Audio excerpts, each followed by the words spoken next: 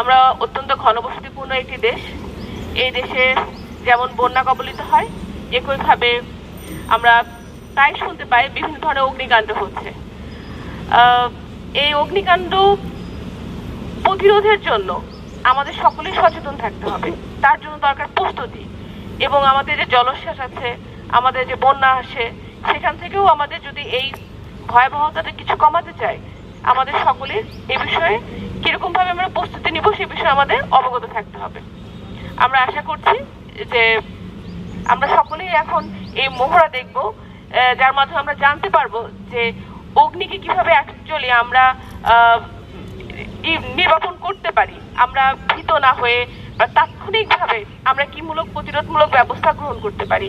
কারণ প্রতিরোধমূলক ব্যবস্থায় এই প্রস্তুতিটাই আমাদের এই ভয়াবহতাটা অনেকাংশেই কমিয়ে আনবে। আমার মনে হয় এখানে সকলে যারা রয়েছেন সকলকে আমি ধন্যবাদ জানাচ্ছি। ধন্যবাদ জানিয়ে আজকে যে মহড়া হবে, মূল যে বিষয়, সেখানে সকলকে আমন্ত্রণ জানিয়ে শুভ উদ্বোধন ঘোষণা করছি। ধন্যবাদ সকলকে।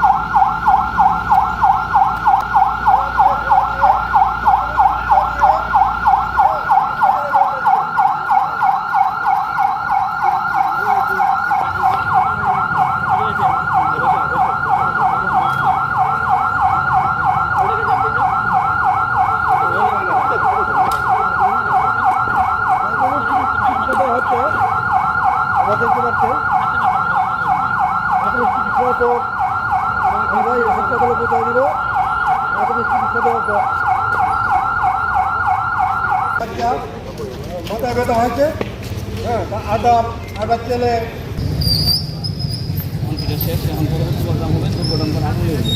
প্রাইভেট চলে আসে না, প্রাইভেট চলে আসলে আমরা কীভাবে নেবো সেটা একটু দেখবো।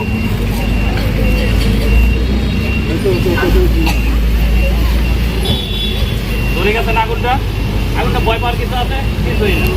যে পাইপটা আছে আমরা এইভাবে ভেঙে দিলে আগুনটা নিভে গেছে। ভয় পেলে অনেক কিছু, না পেলে কিছুই না। এটার তিনটে বিষয় কাজ করে আগুন লাগার। আমরা একটু নিজেরা দেখান কীভাবে নেবো।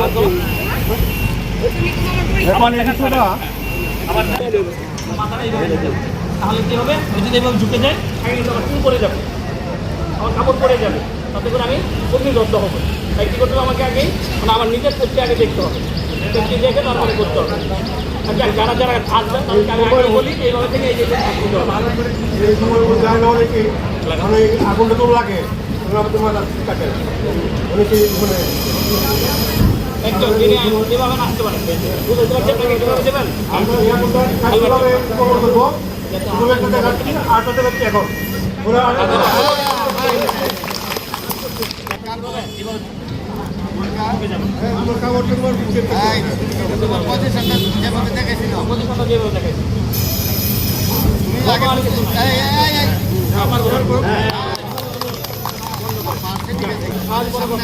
ভয় পাবো না, আমি যেভাবে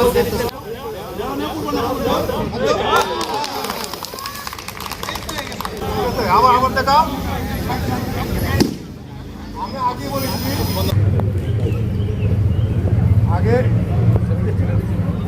আগে ওই যে এই যে পজিশন নিতে হবে, পজিশনটা দেখেন, এই যে পজিশন, ঠিক আছে।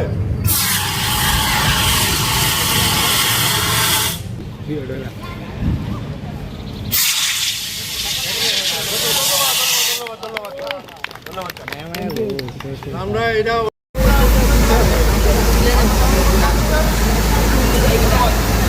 Gracias.